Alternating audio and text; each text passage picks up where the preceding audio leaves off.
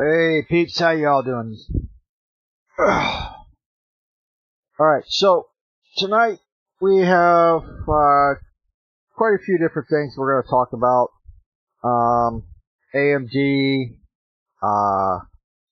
Replay, the Amusement Museum, a live action movie that Sony is going to be putting out soon.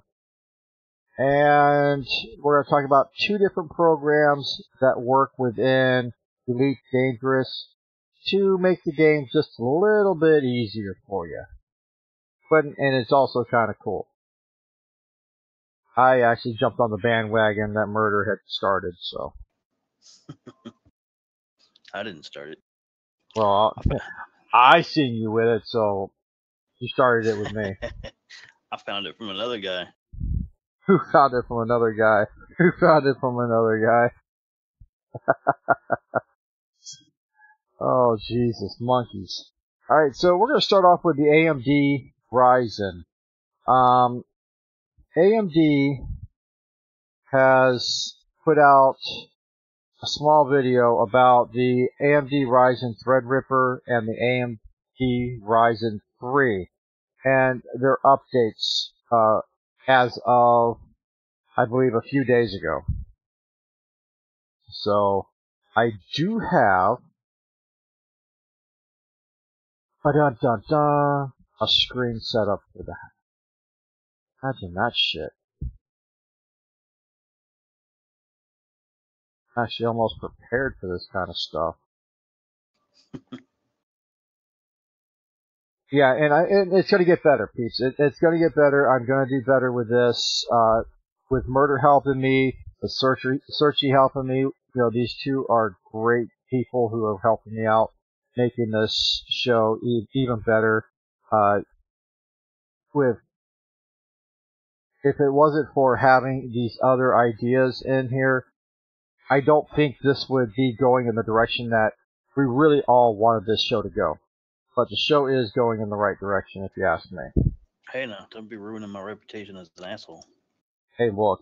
Hey, my reputation as an asshole got ruined the day I married my wife. People are like, oh, you're so sweet. You danced for her. Shut up. Damn it, y'all saw that. I actually got it on YouTube. Oh, shit. I'll have to send you a link for it. You got an echo? Big says he has an echo.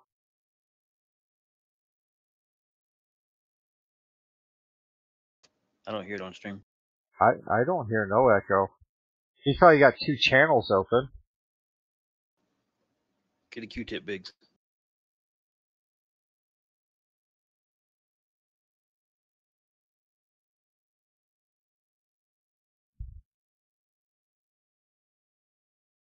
Oh, yeah.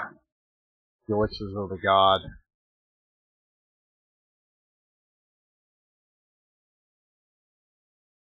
Hold on, I'll turn Herder's ass up.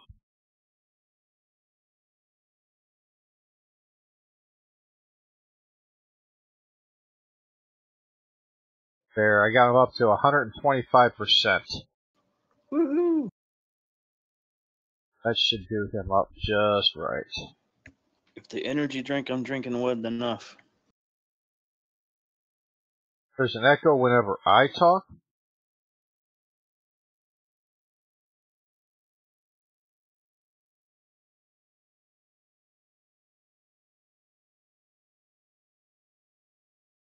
And Murder, can you check that out for me?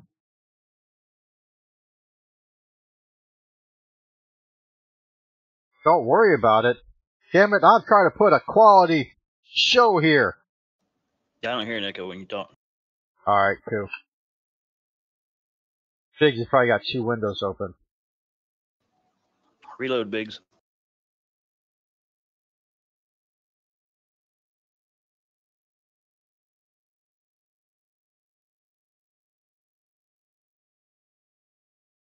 Try Gary's gonna go check at his desk.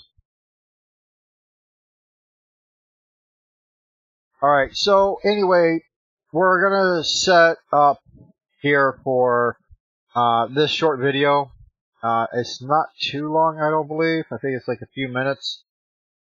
Ooh, excuse me. This is the CEO, Lisa Su, and she'll be talking to some of her techs about this here, Threadripper and Ryzen 3.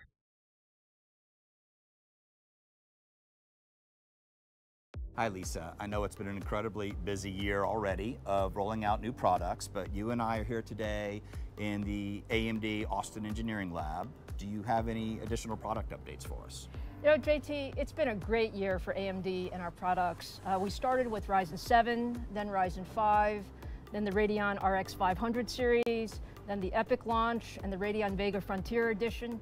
But yes, there's more that we want to talk about today. And today I'd like to really talk about Ryzen 3 and Ryzen Threadripper, which complete the Ryzen family. Okay, great. Let's start with Ryzen 3. Tell us a little bit more about that product. Yeah, so Ryzen 3 is really meant to get as many users as possible into the Ryzen family with our new Zen cores. And we have two members of the Ryzen 3 family. We have Ryzen 3 1200, which is 4 cores, 4 threads, 3.1 gigahertz base, 3.4 gigahertz boost.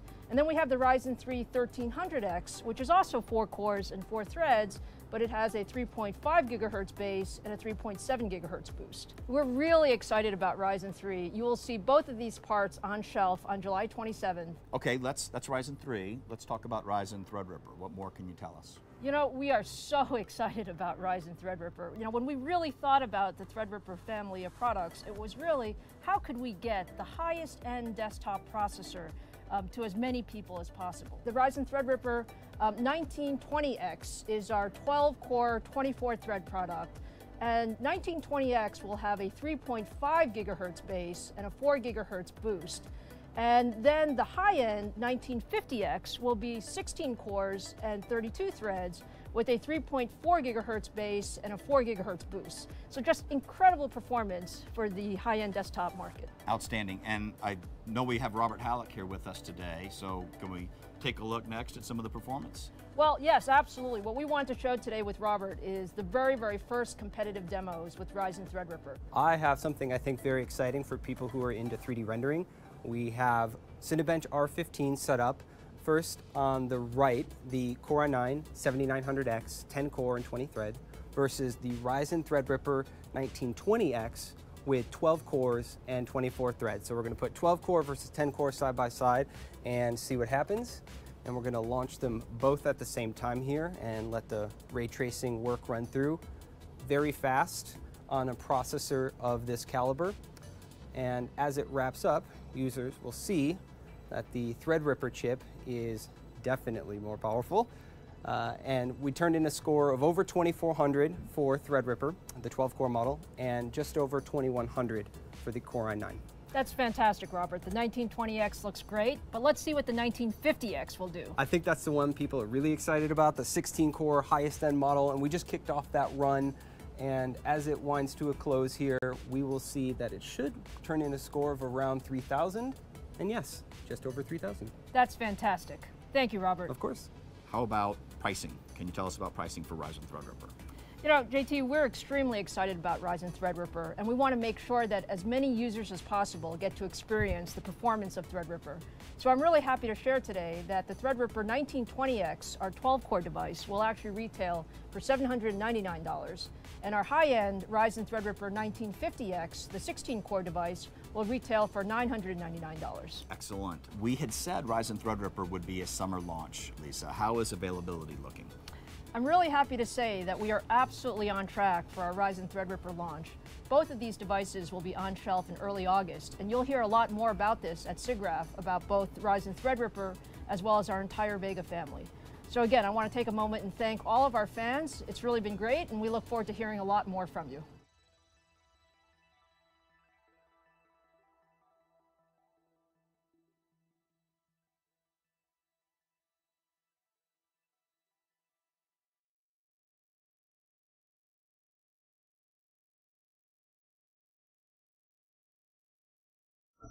Okay, so looking at what they're looking for is the price for something like this, the Threadripper, versus the price for the i9. The i9 is well over $1,200 the last I read. And so they're coming under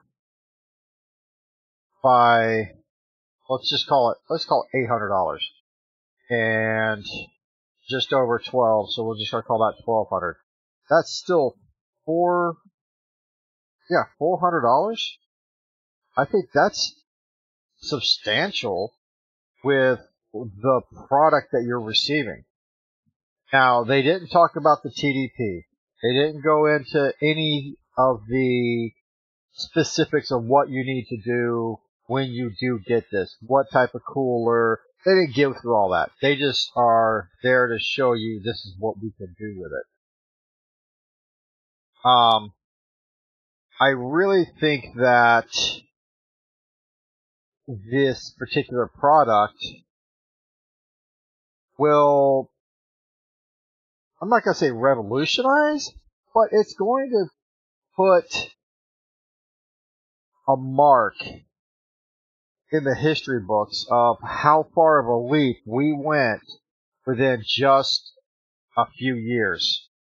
Because you went from having these 9500s, or the 9300s, what is it, 9350? Murder? For which ones? For the FX series. 9350 the big one, 9380. I believe somewhere in there. Yeah, somewhere in I'll there. look it up real quick. But I mean, you're going from this FX series to now you're going into the Ryzen series, and you just can't compare the two. There is no comparison whatsoever between one to the other. You have your FX, say here, your Ryzen is just off the screen. Just barely off the screen right there. And your i9 and all that and Intel are anywhere in between right now. Not to say they're going to go to the wayside, but they're going to try to beat AMD. You know they are going to do it. That's competition. Yeah, highest ones they had before revealing these were the 9370s and 9590s. 9590s, okay. But they required special cooling. Whereas the Ryzen i5, i7, or no, i5, the i5s, the i6, and then the i8, I think. I don't remember what they call themselves now. i3, 5, and 7. Then they recently revealed the 9. Okay. But, you know, the power consumption has been a problem with a lot of the newer chips because they're putting so much power into them to get them to do the things that you need. You're going to end up not only spending the money for building the system, but you're going to have to build a cooling system specific for your system so that you don't have to worry about it overheating. I think that for the average gamer, for the average computer user, these are products that we're not going to use right away. We are going to wait until the prices come down to being to close to what we have now for, say, the FX and the lower end i9s, or excuse me, i7s and the i5s. Because you got to take into consideration, new technology always costs more. If you wait a few years, you still are within a stone's throw of being with the good stuff. You know, the newest stuff that's coming out. You're within a stone's throw of it. Maybe eventually we'll see people, I should say people, we'll see companies bring down the prices right away in the first place. just to get that out there and get those sales. People coming in and just unloading that money to purchase those because they are cheap. What are your thoughts, Murder? No, I agree with you. It's going to take a drop in price for them to really get more sales in. I mean, as much as I like it, if I had the money, I would build me a system with $1,000 chip in it. But I mean, that processor alone is a half of my current computer cost. So I mean, that's pretty high. Yeah, it is.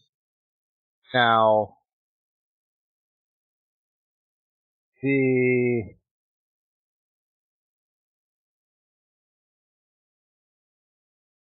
new memory sticks now that people are using, those in themselves, you're getting to a point where you're going to have to cool those because they're going to be so ramped up.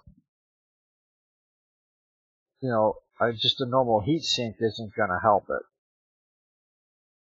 And pretty soon you're just going to have one big ass heat sink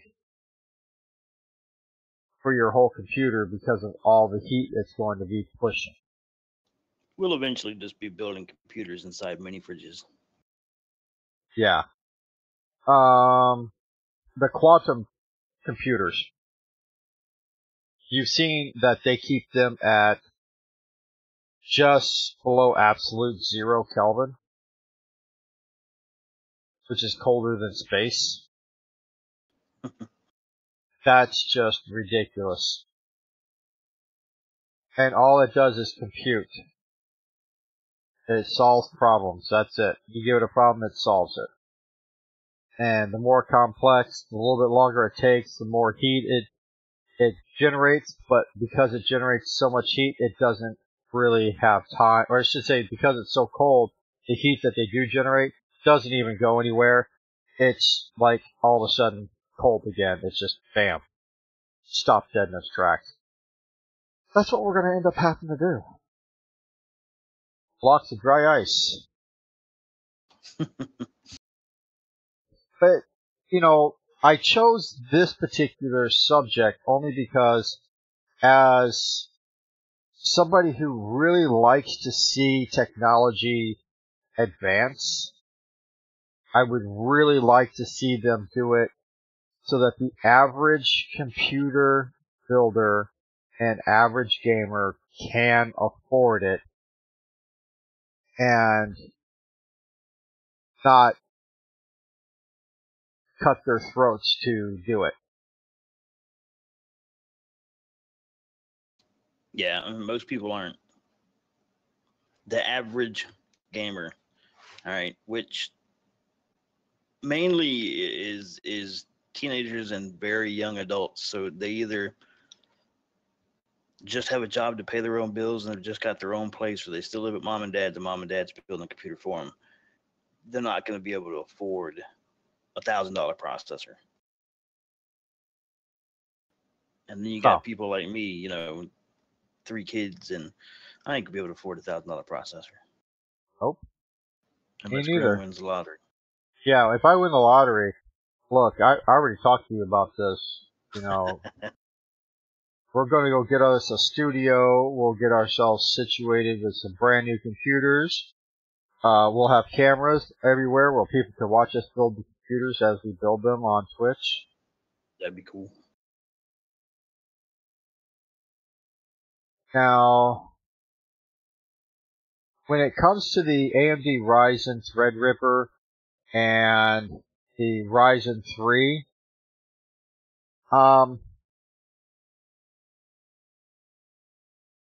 you're going to really see, I believe you'll see a really big difference. Not working with Cinebench, not working with benchmarks or anything.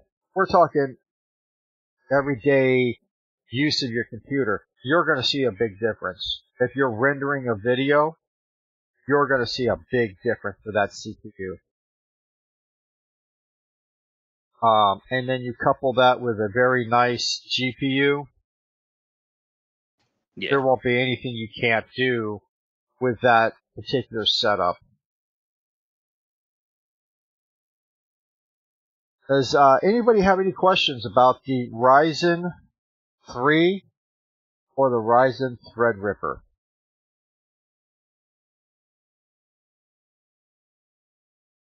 Now, they do have 4 different coolers. They are called the Wraith coolers for the AMD Ryzens. You have the Wraith Stealth, Wraith Spire, the Wraith Spire with RGB LEDs, and then the Wraith Max. And the Wraith Max is pretty damn stout looking. So grim stout looking.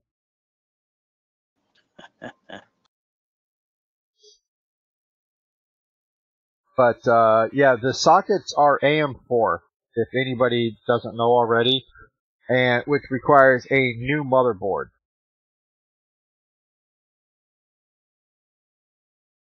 Yep, no swapping out with this one. Nope. And that's what the company, AMD, is trying to create what they call future-proof platforming for motherboards and chipsets.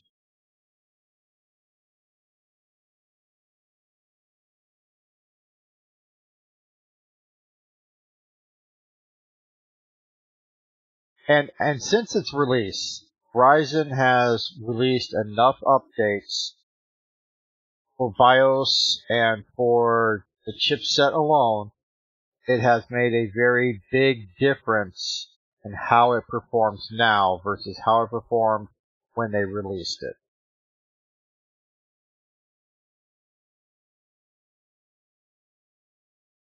I honestly think, aliens showed them how to do this stuff. Search just put her face in her hands. Face palm. Look out, tinfoil hat coming out. Tinfoil hat coming out, baby.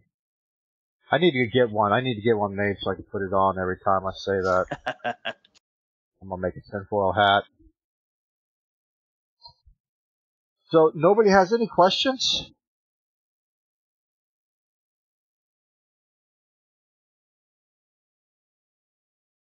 Because the next thing we're going to move on to is something I feel is pretty damn cool.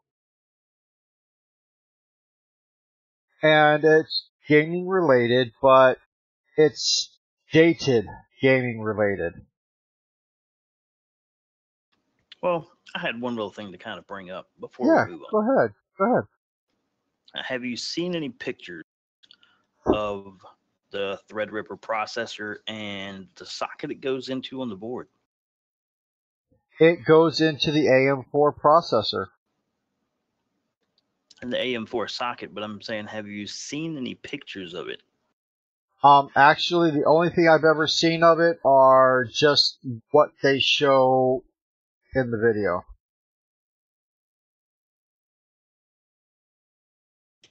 The sockets on these look like processor sockets for servers. They're no longer square, they're rectangular. Yeah. They have Puddin'! gotten bigger. Thank you for showing up, Puddin'. Yeah, well, they got 3 different sizes to them. They got the square one, they have the rectangular, and then they got the long, extended rectangular. I'm talking about for the Threadrippers. Yeah. The Threadrippers are rectangular. They look more like the processor sockets on server boards. Yeah. I've seen something like that, but I don't remember exactly what I had seen when it was like that. But I do know exactly what you're talking about, though. Alright, so I was taken to a place just recently, and I was not anal probed, by the way. to a place called Replay Amusement Museum. Now, this place has some of the oldest pinball machines in there, some of the oldest games that we're talking real cabinet games. The original cases for a lot of these. A lot of them are just original cases. They went through and they bought all these things. They fixed them up. They put a lot of money into making sure that they work. And then they set up this area. You pay $13. You go in the door, and it's free to play for everything in there. So you get back to that nostalgic gaming environment. And when I stepped in there, I felt like I was a teenager again, hanging out at the mall at one of these arcades. And we originally went because it was our son Sean's birthday. And so he was having a good time, but I honestly felt like I was having a better time than he was, because I remember all this stuff when it was new. You know, brand new, like Mortal Kombat, the original Mortal Kombat, and the 5 buttons. The original, Street Fighter with the 2 buttons. Karate Champion. In that game, it's 2 joysticks, and depending on where you place the joysticks, depending on what kind of movement he made. And you were in a competition with another person. Paperboy, Dragon's Lair, and then we get into the pinball machines all over the place. The old Tron video game. With the rollerball? Yes. Oh, nice. Oh my God, it was amazing. Just you remember the game Tempest, where you went around the geometric geometric shapes with the thing, and you had a little fire button. You had to work your way from one geometric shape to the next one, to the next one, to the next one, and just keep going and keep going and keep going. Oh, I play that, and I mean, the first time I got back on it, I was like, I didn't even drop a heartbeat. I was like, bam, this is it. This is the game, you know, because Tempest was always my favorite. They got the original Donkey Kong. Hey, Cersei, if you're going to drop him off and go to the beach next time, pick me up on your way. You hear him? Not yet. She hasn't heard you. But...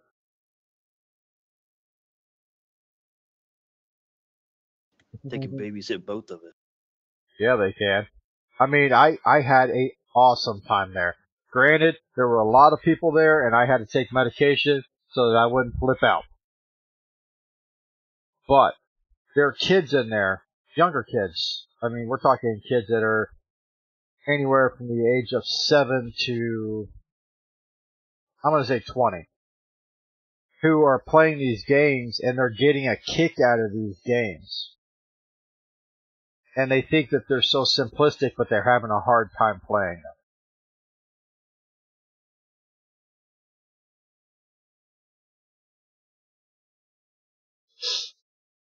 But anyway, this place here, like I said, they charge $13 for all day play. You get a little bracelet, and you just haul ass. Start playing games. You can leave, go eat, come back, and play more. And there you can see the hours. I believe you can still see the hours right there. But Tuesday through Thursday is 11 a.m. to 7 p.m. And then Friday to Saturday is 11 a.m. to 11 p.m. Sunday's 11 a.m. to 7 p.m. And they're only closed on Mondays, so that they can get business done for themselves, you know, for personal reasons and stuff. And I believe it is family owned.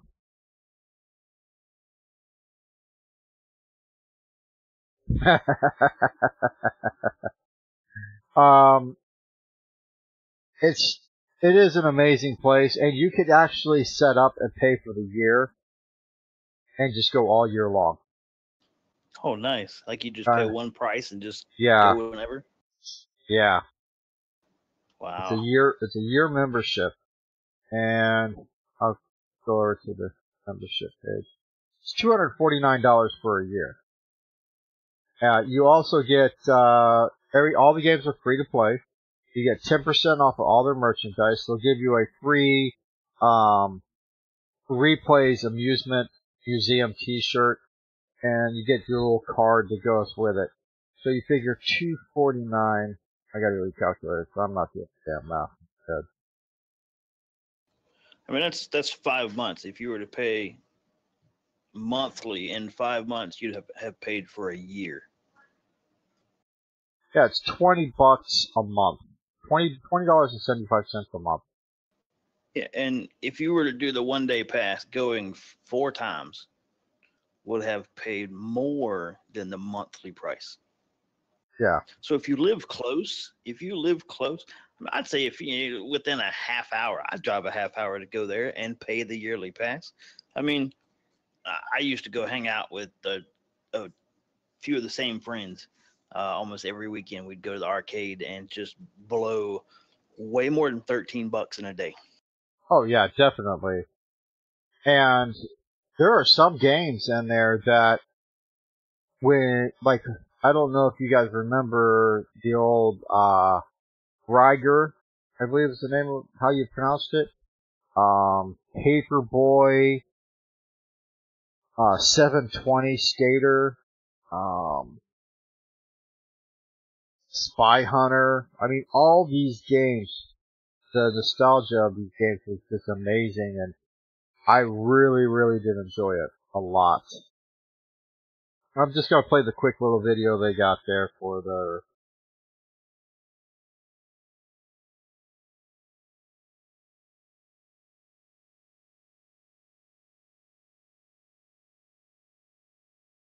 The pinball machine, a vessel used to bring hours of endless joy to the lives of the mundane for generations. Something so simple, so tangible, can light even the darkest of souls. The paths lost to reality can be saved by a simple push of the button. The lights and the music wrap you in their hypnotic warmth. The rush of feeling like you're on top of the world, like you are invincible, flawless, like you exist and are alive, not just there. A spark of curiosity, a familiar expression. And he does actually work there, by the way. The electricity running through your He's a veins big son of a as you bitch. Fight to win. Fight to prove yourself worthy of immortality. A simple tap can send a shockwave so strong your knees go weak and reality disappears as you escape to a world of innocent euphoria.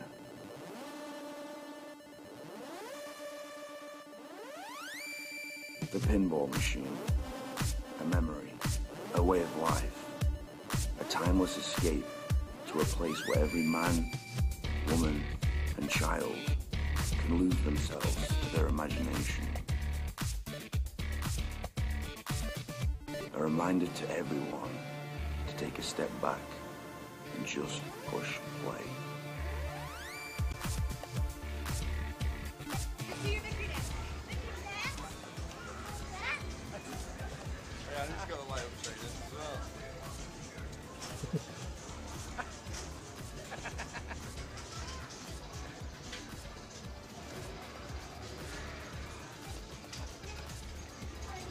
Awesome, dude. That's beautiful.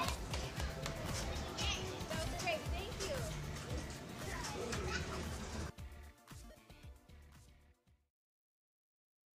So that's like just right here in, not too far from us, about less than 10 miles, I'm going to say, from us. So, I mean, it's not very far at all. And, I mean, when you go in there, you can see guys who are working on old machines, getting them ready to be played. And, you know, I searched and I could not find, I didn't do a big deep search, but I did search. I could not find anything like this anywhere else.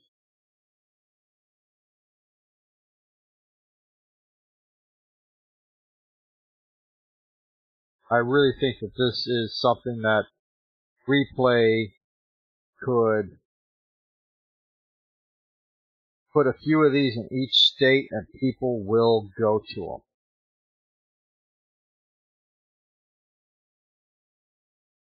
It's better than a Chuck E. Cheese. It's better than any of those things like that. Searchy's not paying attention to the show. She's watching our wedding stuff on YouTube.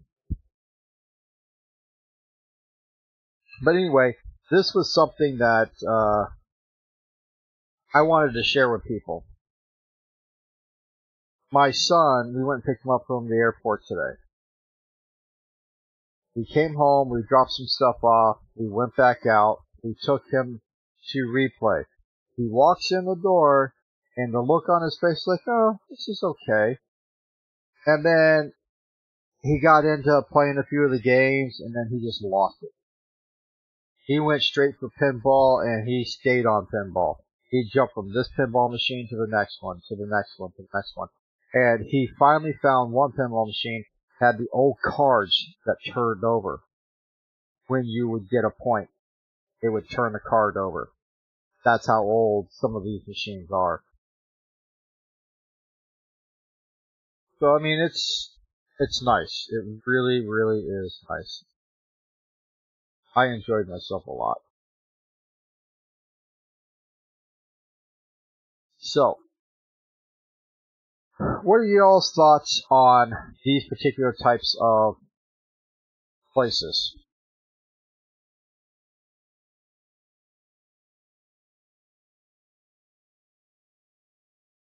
What is your thought, Murder? On places like this, Yeah, what's your thought on it? I think they should build more of them. It would be a better place for kids to hang out than some of the places they go to now. Oh, definitely. And if mom and dad bought them a year pass, hell, all they gotta do is just go down there and they would just play till their heart's content. It would keep some kids out of trouble. I think arcades back in the day did keep a lot of kids out of trouble.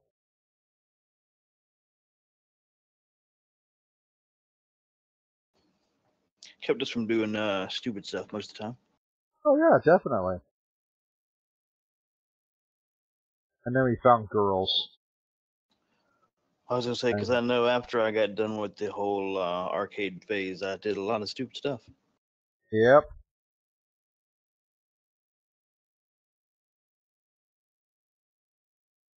But anyway, I really do like companies like that. I think if you guys look in your area, you find more places like this. Support those little businesses that are like that. They go out of their way to put something that amazing out there for you. Support them. Support that local business. Because, you know, nobody else is going to do it. Not our government. But that's a different story. Alright.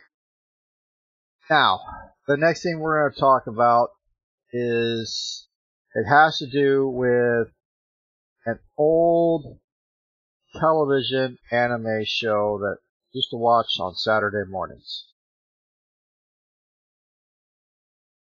It is the live action Robotech movie coming out.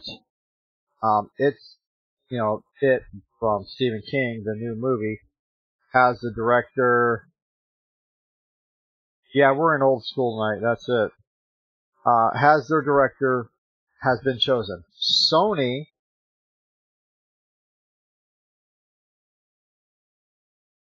as you can see here, Sony is who is moving this forward. They are, and this is on Geek Tyrant is where I found this information, as you can see right up there. Geek Tyrant. Sony Pictures is picking this up, and they're doing a live-action Robotech movie. I cannot wait, because if they stay true to the basic Robotechs, the technology of the Robotech, and how it goes from a jet fighter to part jet fighter, part robot, then all robot, by still having their driver or their pilot still within the exoskeleton, I'll call it. I think this is just going to be amazing.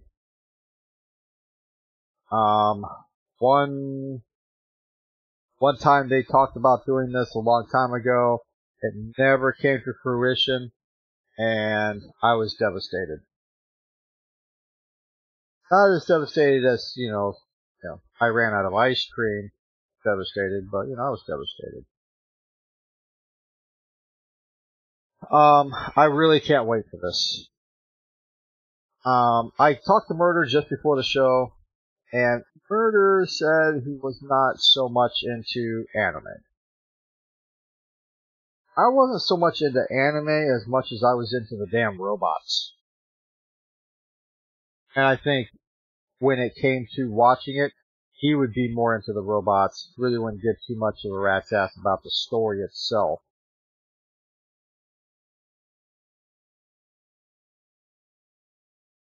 But with that being said, who else would like to see this movie once it is finished?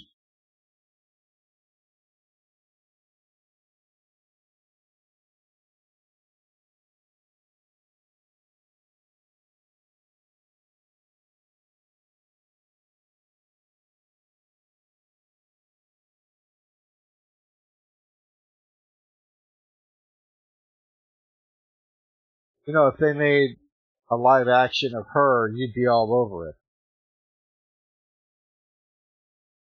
Of who? I can't never pronounce she watches a lot of anime.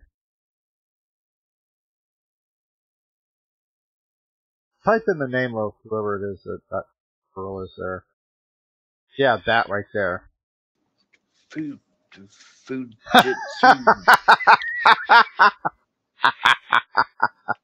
Sushi something, what? I don't know, you're speaking Greek to me. Nope, it's Japanese.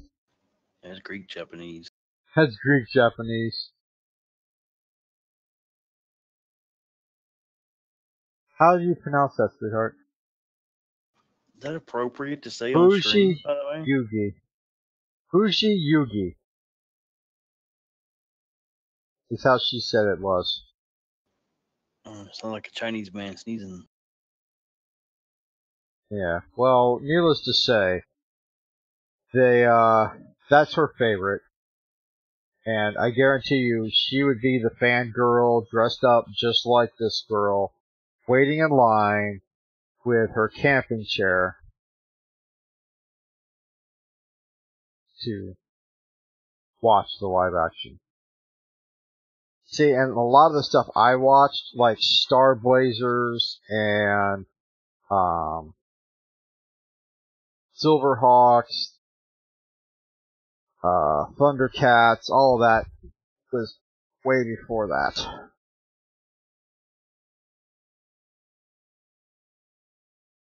I think, sweetheart, you would work yourself to the point where you would be able to if that happens. I'll have to deal. I'll have to make you eat a couple of cheeseburgers when it's all over. But anyway, this would be one of those types of movies that if you could turn it into an actual television show and do probably 2-3 seasons with it. But that's about as far as it would go.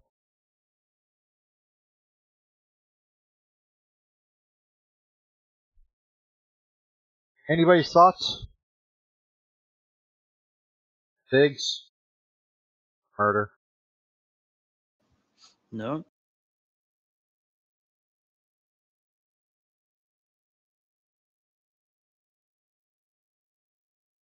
No. Alright.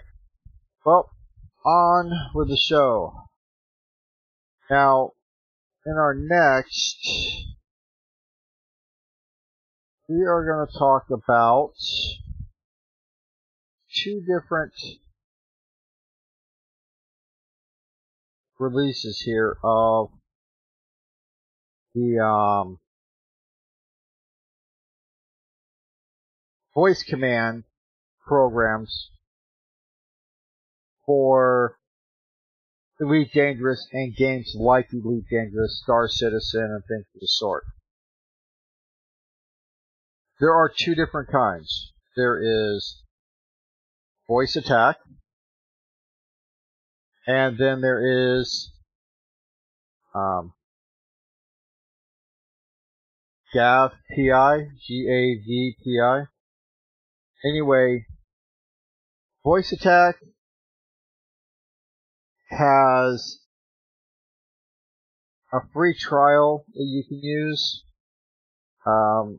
Murder uses it, and he paid an extra little bit to get like the license to run it, so he can get more commands versus the basic 10, I believe, that you get. You get 1 profile and up to 20 commands. 20 commands, 1 profile. For free. Yeah, for free. And then the add-on pack of kicks, there were so many, when I was going over the code for it and everything, I was like, holy shit, there was a lot of commands involved with this. Yeah, it's like 700 something commands. Like locking on your target and shit like that. Finding your nearest hostile target. A lot of different things like that. Anyway, I tried it. I had issues. And I said, you know what? I'm not going to pay the $10 or whatever it was. I'm going to find something else. And then that's when I found GAV-PI. And GAV-PI, I can work with it because it's written in XML. You can create all your own profiles, as many profiles as you want, and all you got to do is set up each keystroke and a timer between the keystrokes so that when you speak the command, it goes through and it runs your basic macro, is what it is. It's a voice-activated macro.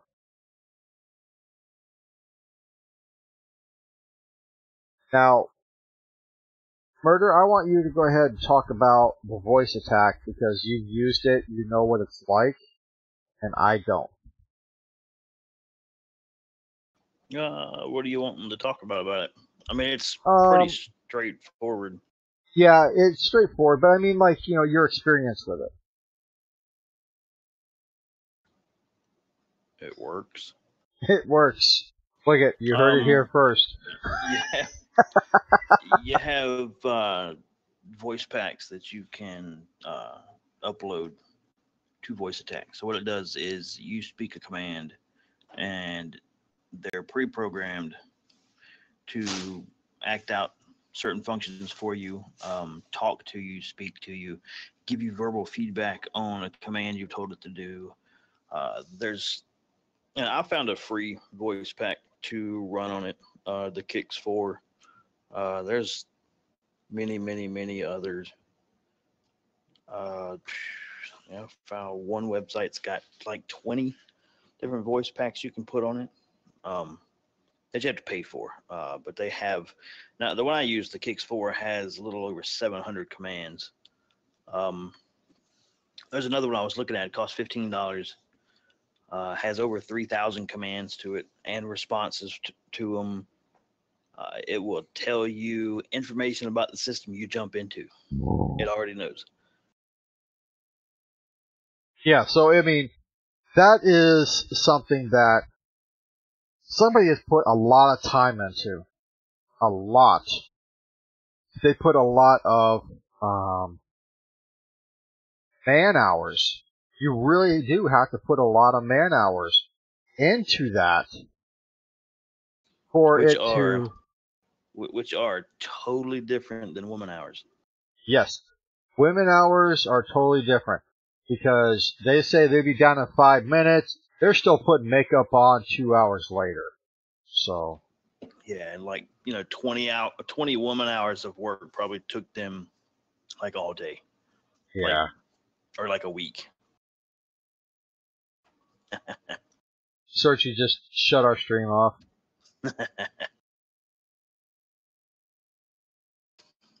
Yeah, so one, like you were saying, one's like that. You got over 3,000 commands. They put a lot of work into this thing, which I could understand them wanting to charge, $15.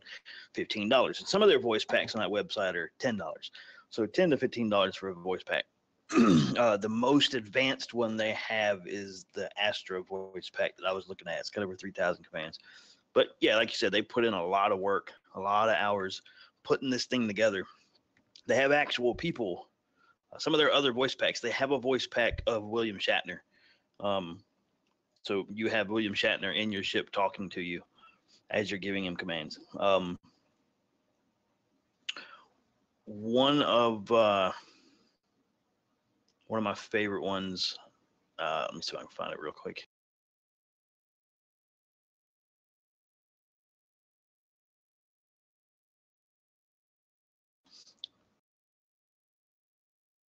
I'm sorry, I don't know if I could do William Shatner.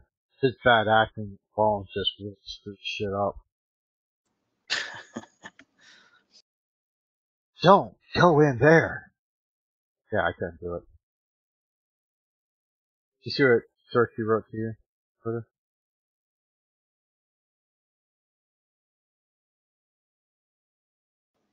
She doesn't listen. No. If she did, she'd laugh. She would laugh. She'd still bump you a couple of times too. She knows that I joke around about that a lot. So yeah, mine does too. But she still bumps like me, so I'm good. You see the post I put on Facebook the other day, right? Which one?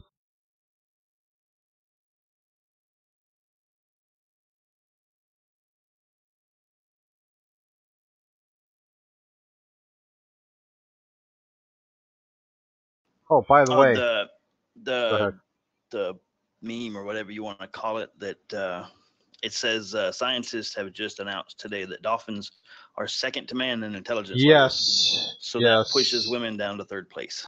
Yes, that was funny as shit. I got a few laughs out of that one. I posted a picture of my web page, or to my Facebook page, and then Searchy then turned around and posted it to the CNG gaming page.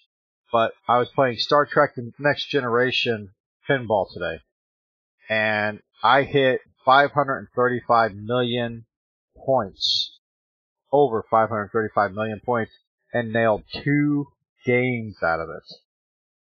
2 free games out of that. So you hear that pop, and I'm going, and I hit the jackpot again. I hit the jackpot again. I hit the jackpot again. And then I think it was like the 6th time I hit the jackpot. Pop! You heard me pop up another game. I was like, hell yeah! People thought I was hitting the damn machine. Well, I can't find the link, but since you bring up, Next Generation, it has to do with this voice pack. Like I said, they have a voice pack of William Shatner. That's great, whatever. My particular favorite, other than the the very detailed one is they have a voice pack of Brent Spiner. If any of you are Trekkies, as much as I am, you'll know that Brent Spiner played Data on Next Generation. Yep. But So he you have also played in the show Enterprise, the new beginning. They had Scott Bakula played the captain. yeah, it's just called Enterprise. Yeah, it's called Enterprise. He was in there as well, which then shows him as being the father of the androids, basically, and his ability to start creating them. And that was something that I thought was pretty cool, though. Yeah, if you actually watch Next Generation from season 1, episode 1, go on Netflix and just pick you a few days and binge watch the entire series if you can. You'll actually notice a lot of their quote unquote main characters or people that become part of the main cast actually started as little extras. You'll see them in the background. There'll be a person that gets like 1 or 2 lines before they die. Then they end up as, second in command in security, or playing a crucial engineer in the engineering department. You see some of these people start out as nobodies, and then they'll come back 2-3 seasons later and play a character that has a significant role. Yeah. There are a lot of characters, I think, in shows that people who watch the show actually start liking that particular character over here, and they say, hey, I want, they say once that character's gone, and say he was just on the ship, say, for 2 episodes, and then they dropped him off at DS9, But those characters, people identify with them and they want them back, and they consistently are wanting them back. And I think that's kind of cool, though. Which, by the way, I am a big Trekkie. I love Star Trek. I love Star Trek, too. But could not watch Deep Space Nine. Just couldn't. Didn't like it. I watched Deep Space Nine just to say I watched it. No, it was too boring. They didn't do shit most of the time. They stayed on the station. And Yeah. I mean, it was kind of boring to me. I'd rather be on a ship flying around, attacked by random people all the time, weird shit happening to you. Deep Space Nine was too much of a soap opera. Yeah, I think it was. And they took characters from the Enterprise in the Next Generation and put them on that station. Like the Chief of Security. He was on the Enterprise. And then left the Enterprise and stayed on Deep Space Nine.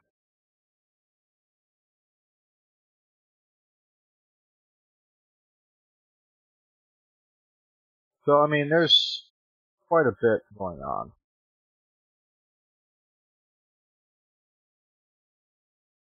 When it comes to that, type of thing. Yeah. So getting back to what we were talking about, Yeah. like I said, they have some celebrities, 1 or 2 comedians, different people doing voice packs for them on this website that I found. But like I said, they're like $10 to $15, depending on which voice pack you get.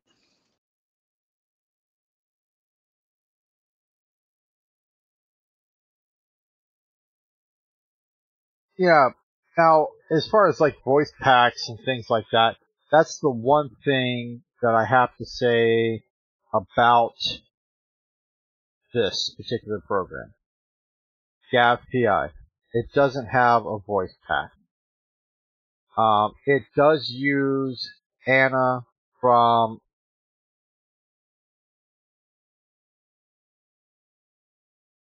hold on. Star Trek wasn't planned. Oh yeah, it wasn't. No, we were just talking about it. Yeah, you're right. The talking part of the talk show. Yeah. Yeah, it's that talking part of the talk show murder shows. You know, we just kind of went off on that tangent, which isn't a bad tangent in all honesty. But when it comes to the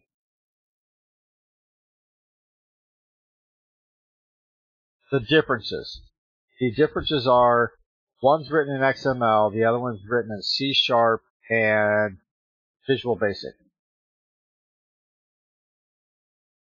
Which then allows to have a little bit more flexibility in bringing things in and using this, using that, and so be it.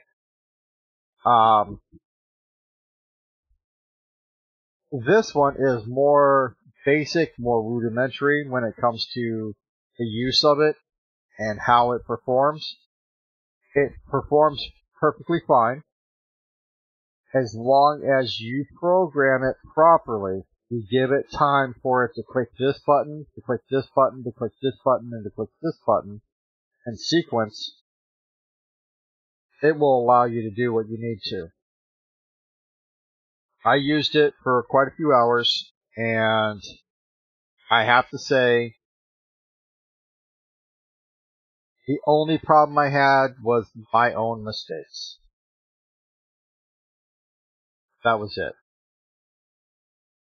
And it comes with a listening button. All you gotta do is just keybind a button so it'll listen to you.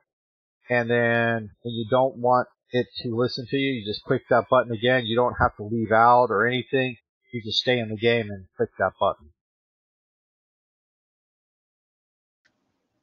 Yeah, you can set a hotkey for voice attack too. Yeah, I kind of figured you could. If something this rudimentary had something like that, I'm pretty sure Voice Attack had it.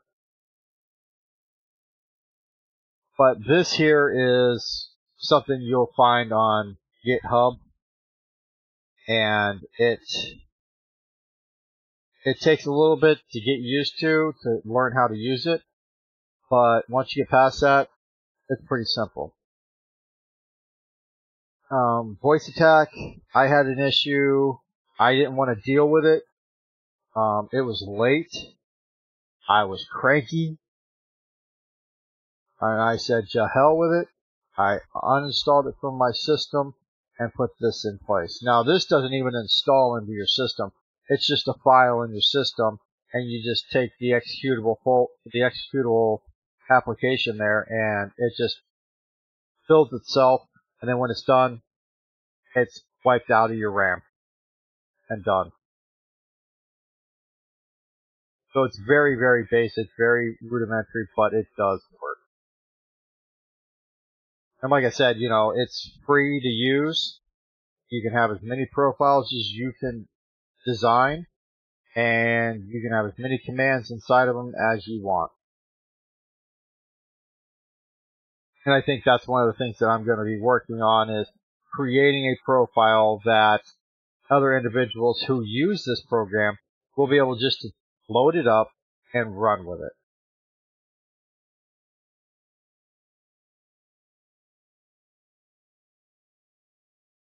Yeah, that should be. I mean, depending on how many people use the program, you should have a pretty good audience for the particular thing. Because I haven't found hardly any pre-made profiles or quote Yeah. unquote voice packs for Voice Attack. Gav PI. Now, Voice Attack has hundreds that you can find. For Gav Gav PI. doesn't I got have you. many. That's what I'm saying. If you're No. if you know you sitting down and making them yourself and uploading them for other people to use, if there's a lot of users to this particular voice program, then you'll have a pretty good audience because it doesn't look like anybody's done that yet. No, they haven't. And I looked and I looked and I looked. And I was going to say Voice Attack, I've seen quite a few, but for Gav PI, I did not. Now, I will eventually be doing a setup, tutorial, and all of that for the Gav PI. and giving my take on Gap PI versus the voice attack.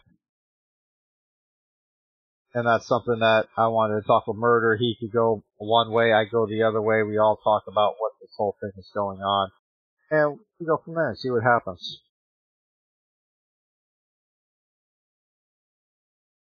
But, yeah, these were some things that we wanted to talk about. I personally wanted to talk about them, because of Murder and just the way he plays these games sometimes. I play my games, and I love the way I play, but sometimes I'm envious of the way Murder plays his games. I really, really am. Why is that? It's just, you play different than I do. It's just, I don't know. It really has to do with, I guess, one, you normally get the game ahead of time before I even get it. And so you're into the game a little bit more. I sit back and I'm like, I wish I had that game so I could play just like he does, you know? So, and when you had Elite Dangerous and you told me you had Elite Dangerous, I sat back and was like, damn, I want to play.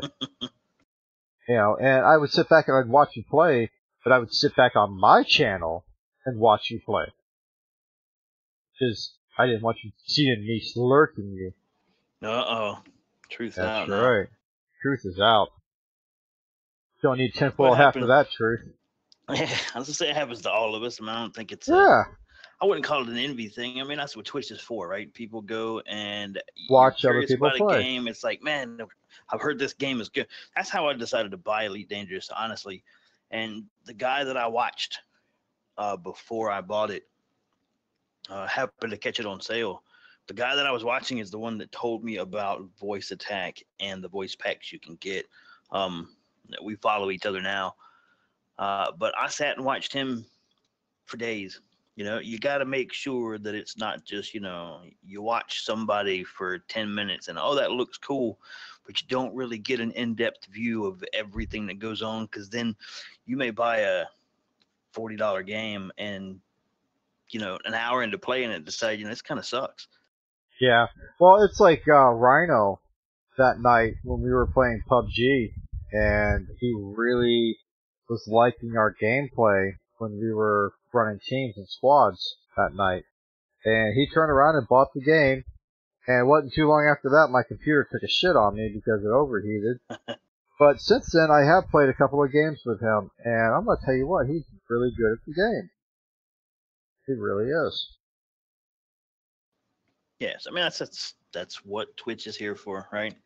Oh yeah, it's a Watch gaming other community. people play and find out if you like certain games, or some people get on Twitch and just are looking for entertainment, just somebody to watch. Yeah, and there's a lot of that actually. There's a lot of that actually. I have a guy that I've become friends with at school.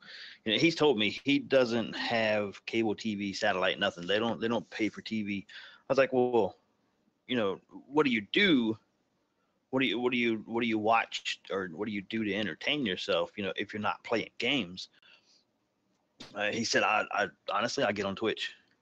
He said, I will pull up somebody's stream that looks interesting and put it up on the TV and leave it running while I do shit around the house. Cool.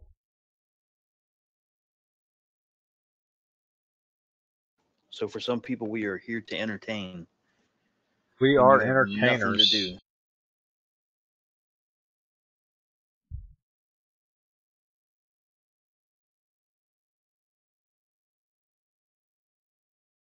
Oh my. Sorry, Peach. Alright, so. Any thoughts? Any points you guys want to make about anything that we've talked about? Cheeseburgers. Yeah, I did talk about those. If Cersei gets too damn skinny, I'm feeding her ass some cheeseburgers. Feed my ass some cheeseburgers.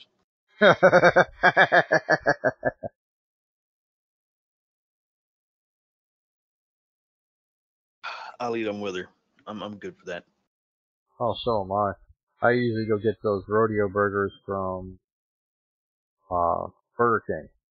They got the onion rings on them with barbecue sauce and burger and the cheese. Oh, hell yeah.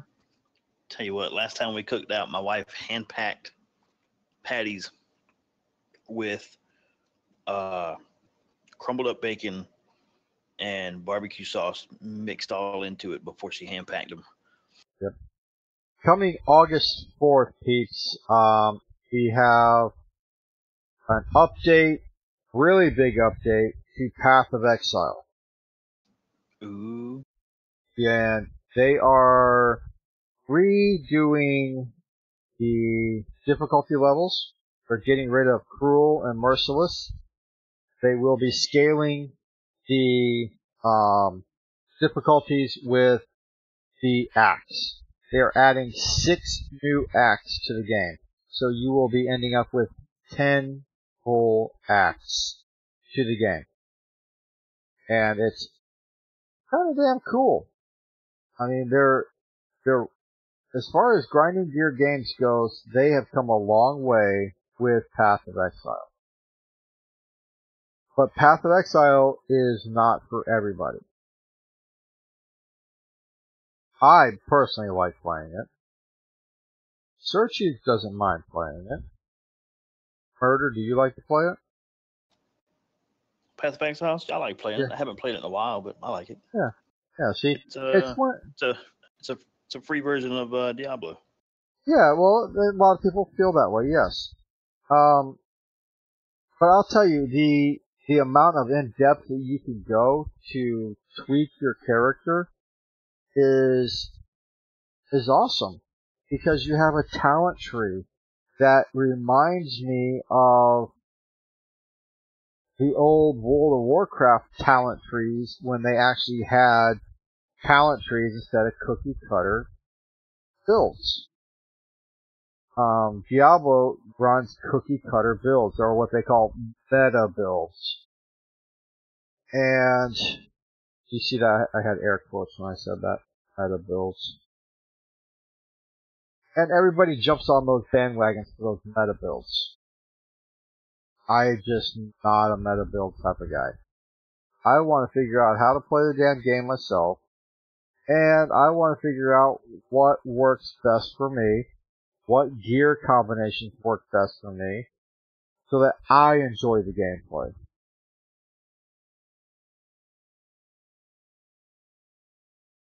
It's that simple. It is a very extremely customizable talent tree. Yes. And if you get the You Scion, you can take a warrior or a hunter type of person that's supposed to be a hunter and completely turn it around in that talent tree and have them casting spells the entire time. or casting spells with the bow. Yeah, I mean it's you just, can do it's all sorts with amazing. it. It is amazing. And the damage output is, oh, Jesus, monkeys. The damage is just out there. The damage is awesome. There was the update to Alpha 16. Cerulean. I don't know if you guys know who Cerulean is.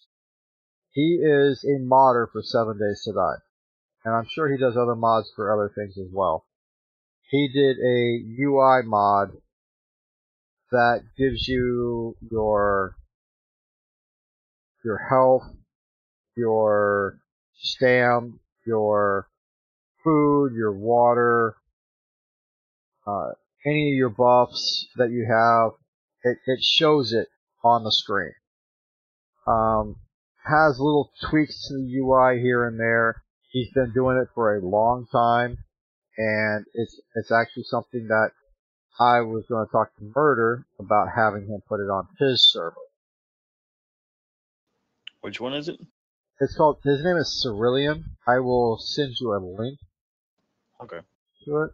But anyway, it's simple, it's light, and it does not affect the EAC. there are some mods that do affect EAC. This mod does not. And I would expect the Fun Pimps to actually pick up on his mod and create it more so for actual release of the game. If they don't, they're crazy.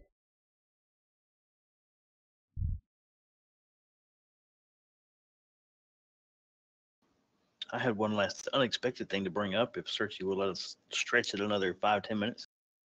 She will. If she doesn't, I will just.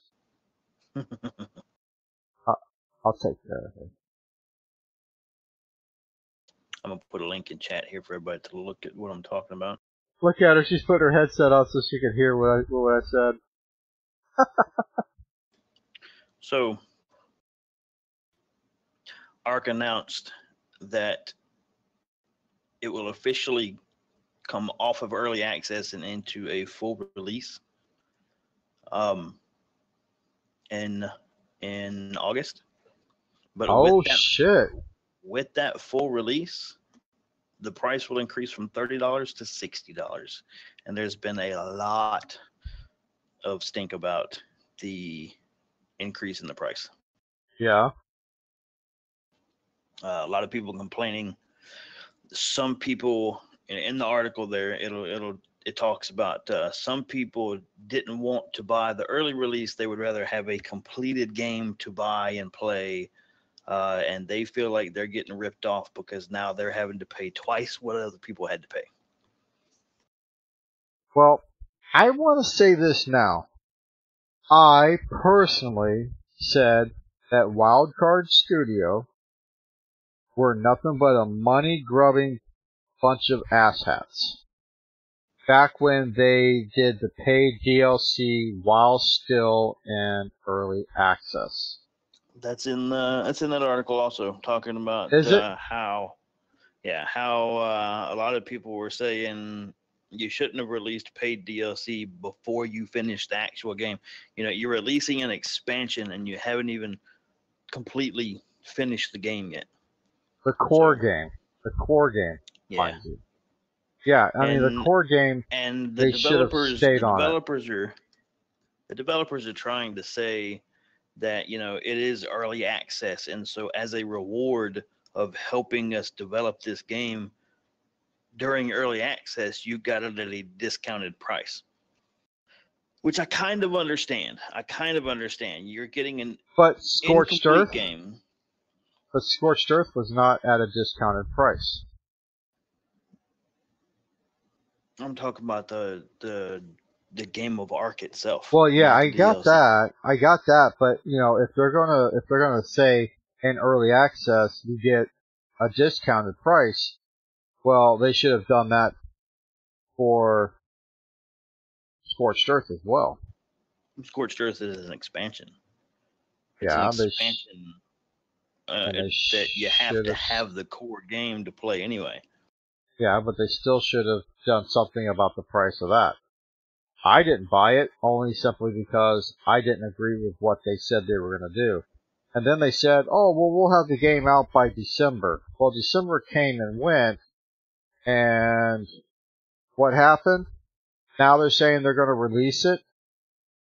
But how long is it going to take them to release it? They're not raising the price of Scorched Earth, though. It's staying the same. But why not? ARK itself is being raised. The core game. Yeah, I got that. But what I'm saying is they raised the price on the core game. Why didn't they raise the price on the other game?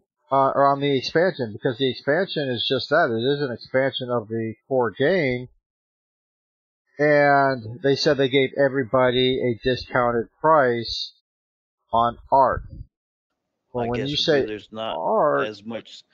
My guess would be there's not as much development that went into an expansion as it is the core game.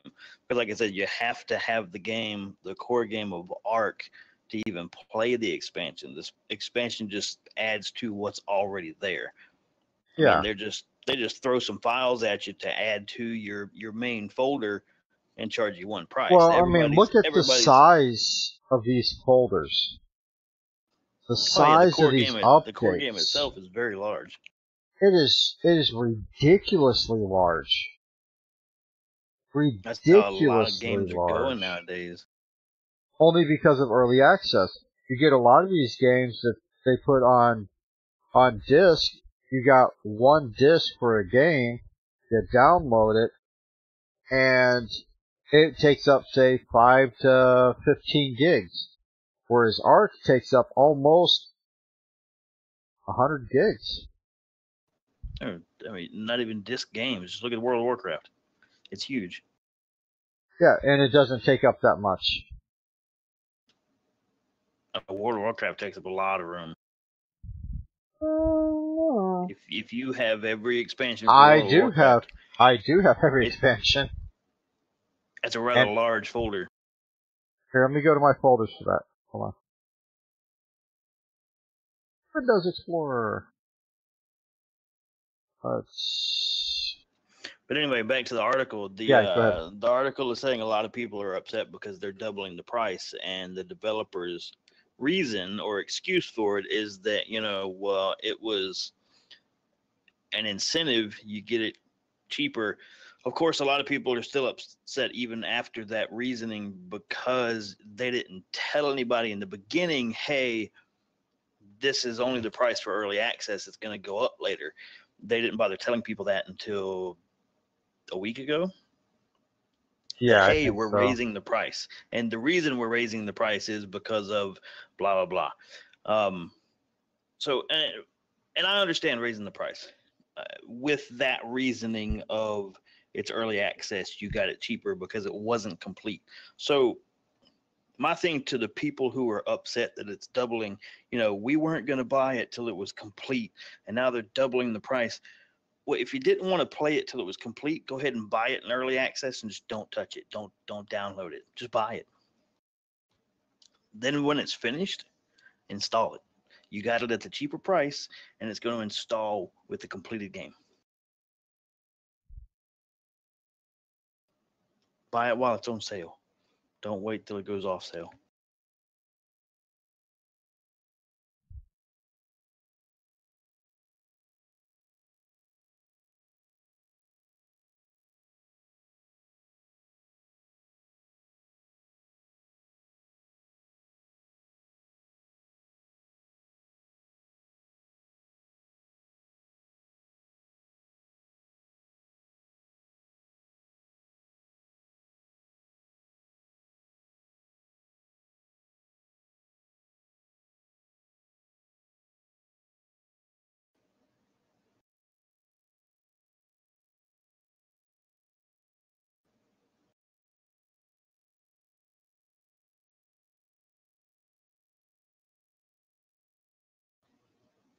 Found your WoW folder yet? Okay, yep.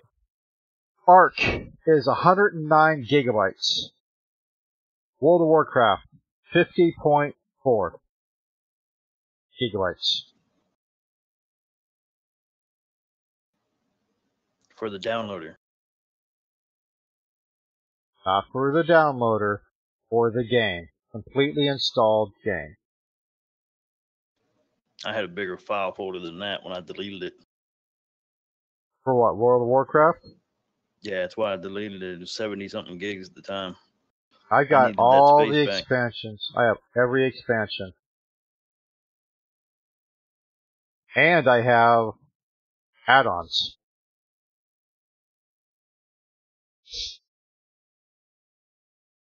And I have add-ons too, for each class. And it's 50.4 gigabytes. And Arc is 109 gigabytes. But if you look at the in parentheses, it's 117.8 gigabytes. 117 gigabytes, so I'm going to say 118 gigabytes. So there's like another 9 gigabytes they don't even talk about. But looking at your files and your folders, Arc has 68,453 files and 8,640 folders. World of Warcraft has 10,535 files with 1,821 folders.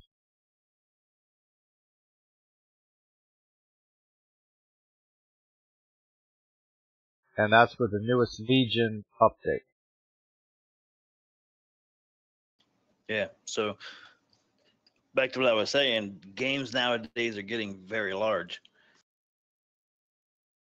It's stupidly large.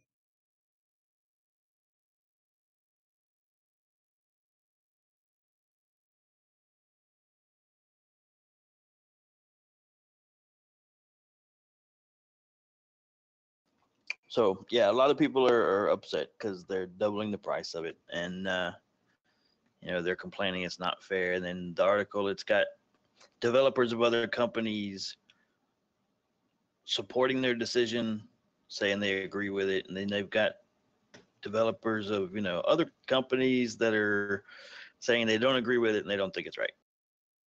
Yeah. And it depends on what side of the coin you're sitting on.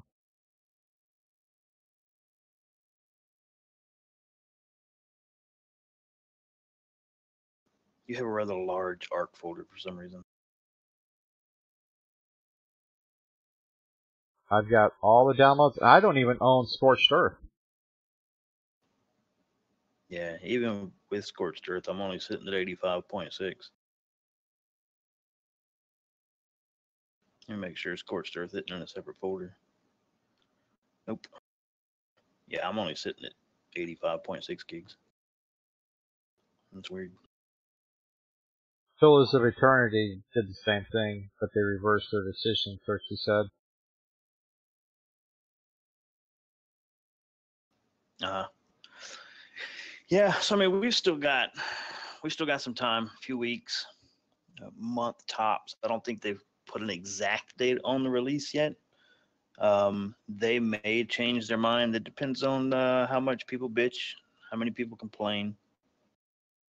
Well, I don't even think it's going to matter how many people bitch and complain, because they still did not reverse their decision on Scorched Earth. They Well, they're not going to. It's funny. They stayed by their greedy little fucking pockets with Scorched Earth. I mean, in my opinion, that's every game developer. I mean, most of them are all greedy. You have very few that actually have. A lot of them tend to go to this quote unquote industry standard pricing, which I think's bullshit. When you pay even 40, 50, or $60 for a game, that's bullshit. You can go get other games that are just as fun for a whole lot less, half Or free. or free. Yeah, I mean, I've played Diablo 3. I haven't bought it. I've played it off of a friend's account, and it's fun. But if it comes down to me buying something like Diablo 3 or playing Path of Exiles, I'm going to play Path of Exiles because it's free and it's damn near the same thing. So well, I think a lot of them are, a lot of these companies are greedy in one way or another. Yeah, exactly. There are, I'm going to say there are more things that can be done in Path of Exiles than can be done in Diablo, in all honesty. Oh, yeah. I think so, too. I mean, you can, with the diversity of just gear alone, you can come up with all different kinds of builds that are very, very viable and can get you from beginning to end of game. Whereas in Diablo, you can't do that. You have to have a certain build, you have to have a certain this or a certain that in order to even do something. I mean, hell, you can't even wipe your ass without having a freaking staff of herding. It's just one of those things. You gotta weigh it out. Do you have more fun with this or that? Well, Speaking of Diablo and greedy companies, Blizzard's one of the biggest greedy companies out Nope. there. It's Yeah, they're very Activision. greedy. Activision. Activision owns Blizzard. Before Blizzard was bought out by Activision, Blizzard had decent prices for everything. You still had to pay Activision, monthly to play it, though, didn't you? yes, you did have to play monthly, but that was their whole thing that a lot of companies were doing back then. They just stayed with it because they were so big. No, Now, that's what I'm saying. It's all greed. There are plenty of companies out well, there who offer free to play with the option to they have real money markets built into the game for certain items, cosmetic Star type things Wars, like that. Star Wars: The Old Republic is like that. And those companies aren't going bankrupt. They're not dying or struggling because they don't have monthly subscriptions. They're doing just fine. Blizzard, before and after Activision, couldn't let it go. Blizzard could have been on the forefront of, hey, free to play, check this out.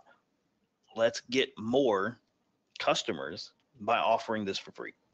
But instead, you get up to level 20 for free, which can be done in an hour. Oh, depending on if you got your heirlooms or not, but yeah. If you got heirlooms, man, you can be in level 20 in a matter of, like, a pig fart. Yeah. Yeah, it doesn't take long. I mean, that's why I say, they're one of the biggest greedy ones, because even if they decided not to get in on the forefront, they could have at least by now followed the rest of the companies and offered free to play with a built-in cash market. Well, I know in Diablo that did not work very well at all. In Diablo, it was such an exploited thing that they ended up having to get rid of that market. No, I'm not talking about player-owned cash market. I'm talking about developer-owned. You want they already have their store. Blizzard has a store. You can buy mounts. You can buy companion pets, battle pets, whatever they call them now. You buy all these different things on their store. Why not offer the game for free? Diablo had the cash market for player trading. Yeah, well, it was an auction house basically, Yeah, and it was exploited, and it was exploited so big and so badly that they had to shut it down. It's like trading. Trading got shut down in a heartbeat. see, Blizzard could have followed suit with the rest of them by now. Like, I'm gonna take for example Guild Wars 2. They're not struggling to keep that game running, and it's free. That was one game I couldn't get behind. I tried. um, It couldn't. Neverwinter is on multiple platforms: PC, PS4, Xbox One. I think it's still on 360. If you're playing on a 360, it's free. And it's been around for a while. So I mean, that's kind of my whole thing with plenty of companies out here are greedy. They could be offering cheaper prices, or depending on the game or the product, they could be offering it for free and still making money other ways. Oh well, microtransactions is usually the way to go. Oh yeah. Path of Exiles has a microtransactions, and you don't get better gear, you don't get better weapons, better stats, none of that on their microtransactions. You only get cosmetics. Yeah. And cosmetics, and then, like, if you have a guild tabs. That's where the real money market comes into play. And they're still making plenty of money. I mean, it's like it's Elite Dangerous. We were talking about earlier. They have microtransactions, but it's not pay to win. It's just cosmetics. But you'd be surprised how many people are willing to pay just for cosmetics. Yeah.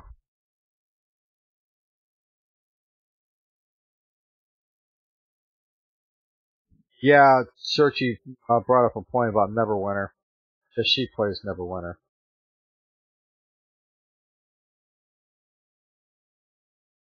Did I have to pay for an expansion? And For Neverwinters. I don't know. I haven't seen that. Yeah, she had 2 expansions that she's paid for already, and 1 for each race. When they brought a race in and they expanded the game out, she bought the expansion for that, and then when they did it again, she bought the expansion for that. So I mean, every company has its way of doing things. Now, if you look at Blizzard and Hearthstone. Hearthstone is a microtransaction SOB. Yeah. And they're making money off of it. It's a And they're making money, game. and it is a free-to-play game. And As they far are as making a lot of money off of it. Like Sergio was talking about, they've had expansions you had to pay for. I think if a company offers their game for free and wants to offer the expansions for a fee, charge for the expansions, that's perfectly fine. I don't have a problem with that because you still get to play the game itself for free. Then when you get to that point, you get to decide, do I want to continue with the extended storyline they're offering, or do I just want to keep running around like I am now? Star Wars The Old Republic did that. Did they? And they're still doing that, yes. You can't get past a certain point. You can't get past a certain level unless you buy that expansion. And they're already, since the time that I've been playing it, I haven't paid for anything after the Hutt Cartel expansion. Yeah. I haven't paid for any of them. There's like 3 after that, I think, or 2. I haven't paid for any of them. And I won't. Well, like with, I don't know what point you have to get to in the game, but like with Neverwinter, I have it on Xbox One and PS4. I haven't got to a point where I seem to be at an end. So I don't know where that point is, but I haven't had to buy anything so far. Holy crap. Yeah. And I still enjoy it. It's a fun game. I still enjoy it and haven't had to spend anything on it. Like I said, I haven't gotten to that end point apparently yet, but that's with also you look at, are people willing to spend the extra money for monthly subscriptions? And when it comes to World of Warcraft, there is enough people who are willing to pay it that they keep it in because people are going to pay it. Now, everybody drops out of playing World of Warcraft because they don't want to pay that damn monthly subscription anymore. What's going to happen? They're going to turn it into a free-to-play game. And that's when I'll go back to playing. Now, don't get me wrong. I'm not saying, Blizzard's horrible, Oh, no, I got what they Jack is saying. shouldn't charge monthly subscriptions. Because I'm going to be honest, I have probably spent enough money on monthly subscriptions playing World of Warcraft to have bought me a new car. I played World of Warcraft and paid monthly since Vanilla WoW. Yeah, and that was way back in 2004, I think. Way back, and I quit paying monthly 2 years ago, and quit playing the game altogether about a year ago, because for about a year I had a friend supplying me with the 60-day game codes because he wanted somebody to play with, and I was like, look man, I'm not paying for the monthly subscription anymore. I'm done giving them $15 a month. And yeah, so he provided me with the codes for a while. And then, like I said, about a year ago, I just quit playing altogether. Once they make it a free-to-play game, which I'm hoping one day before I die they will, then I'll probably go back to it. Yeah. Now, see, I was playing World of Warcraft before it was World of Warcraft, I was playing Orcs versus Humans. You know, that's a long damn time ago. A lot of people didn't know that that's the start of what is now World of Warcraft.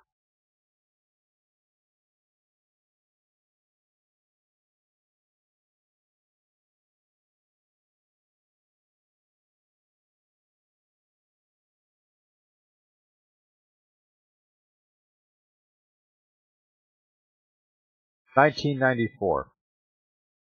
That was when Warcraft Orcs versus Humans was released by Blizzard. 1994. World of Warcraft official release was in 2004. But the alphas and all that were between 2001 and 2004 before release.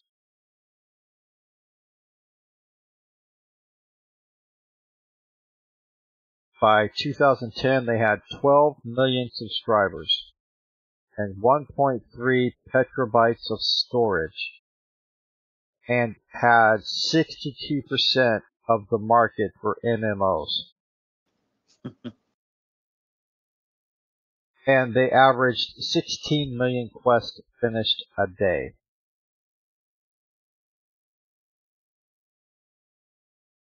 That's a pretty big growth, though. Yeah. Because, between 1994 and 2001, you had Orcs versus Humans, but then you had Warcraft, Warcraft 2, Warcraft 3, Warcraft Frozen Throne, which was the expansion, and then once that hit, after that, it went right into being World of Warcraft. And between all that, they then started StarCraft. And that in itself was, at the time, to catch me out, too.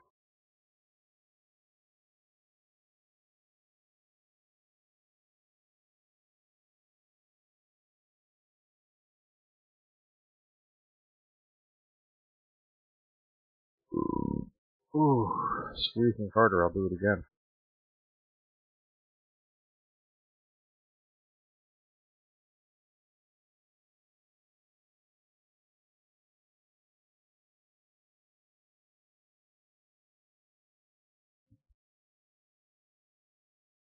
So anyway, we are officially out of time. We have been at this for 1 hour and 45 minutes. Doesn't even feel like it, does it, Murder? Nope. But anyway, we would like to thank everybody for coming out, supporting the channel, supporting what we do here as far as giving our little talks. And like I'm saying earlier, and I'll say it again, we are making this better every time that we do this. And input from you guys helps us make this better for you. So don't be afraid to get a hold of one of us. Say, hey, I have an idea. What about this? Or what about that? We'll sit down, we'll talk about it, and if it's something that we feel would be beneficial, then that's what we're going to do. If we don't, then we won't. It's that simple. But we are not closed-minded pigs. Oink oink. Yeah. But anyway, peeps, I'd like to thank you all for coming out. And it's like I always say, friends don't let friends game alone. Peace.